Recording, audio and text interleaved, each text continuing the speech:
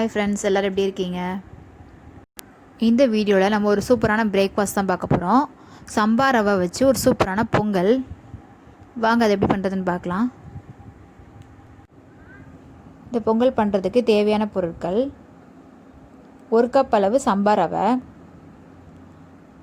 1/2 cup அளவு பாசிப்பருப்பு. நம்ம பொதுவாக பொங்கல் பண்ணோன்னா 1 கப் அளவு ரைஸுக்கு 3/4 கப் பருப்பு போடுவோம்.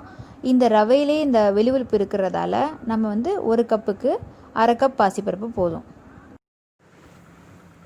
அடுத்து 1 டேபிள் ஸ்பூன் மிளகை தட்டி வச்சுருக்கேன், 1 டேபிள் ஸ்பூன் ஜீரகம், தாளிக்கிறதுக்கு கொஞ்சமாக கடுகு உளுந்தம் பருப்பு, கருவேப்பிலை. அவ்வளோதான் இதுக்கு தேவையான பொருட்கள். நான் இன்றைக்கி இந்த பொங்கல் குவிக்காக ரெடி பண்ணுற மாதிரி ப்ரெஷர் குக்கரில் தான் பண்ணியிருக்கேன். இப்போ நம்ம எடுத்து வச்சுக்கிற ரவையை குக்கரில் போட்டு ஃபஸ்ட்டு நல்லா மணம் வர வரைக்கும் வறுத்துக்கலாம்.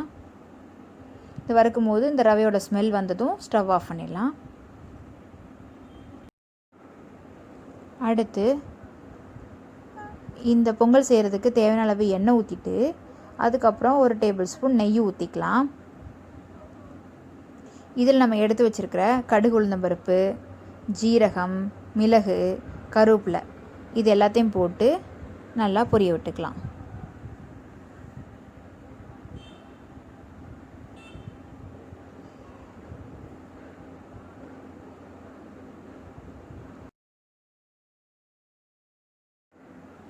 இது எல்லாம் நல்லா பொரிஞ்சு வந்ததுக்கப்புறமா நம்ம வறுத்து வச்சுருக்கிற ரவையை இது கூட போட்டுடலாம்.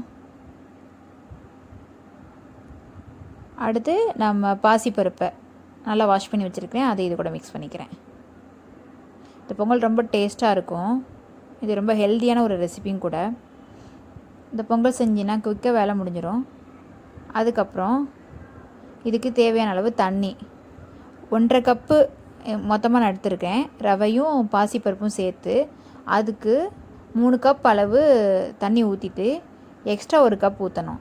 அப்போ தான் அந்த பொங்கல் நல்லா குலைவாக வரும். நீங்கள் எக்ஸ்ட்ரா 2 கப் கூட ஊற்றலாம். நான் இன்றைக்கி 1/2 கப் தண்ணி எக்ஸ்ட்ரா ஊற்றியிருக்கேன். அடுத்து இந்த குக்கரை மூடி விசில் போட்டு நான் ஒரு விசில் சிம்மில் 10 நிமிஷம் வச்சேன். இது குக்கரில் ரெடி ஆகிட்டு இருக்க கேப்பில் இன்னொரு பாத்திரத்தில் கொஞ்சம் நெய் ஊற்றி இதில் கொஞ்சம் முந்திரியை வறுத்து எடுத்துக்கலாம். இந்த முந்திரியை நம்ம வறுத்து எடுத்து பொங்கல் ரெடியானதுக்கப்புறம் மேலே போட்டோன்னா ரொம்ப டேஸ்ட்டாக இருக்கும். முந்திரி ரெடி ஆயிடுச்சு. இப்போ குக்கர் கேஸும் போயிடுச்சு. ஓப்பன் பண்ணி பார்க்கலாம். பாருங்கள், பார்க்கறதுக்கு எவ்வளோ சூப்பராக இருக்குன்னு. ரொம்ப டேஸ்ட்டாக இருக்கும்.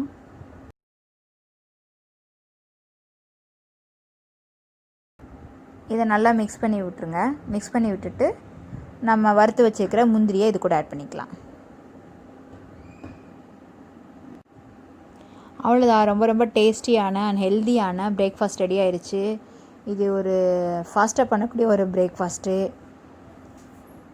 இது தேங்காய் சட்னி வச்சு சாப்பிட்டா சூப்பராக இருக்கும். நீங்களும் ட்ரை பண்ணி பாருங்கள். இந்த ரெசிபி பிடிச்சிருந்ததுன்னா நம்ம சேனலை சப்ஸ்கிரைப் பண்ணுங்கள். Bye friends.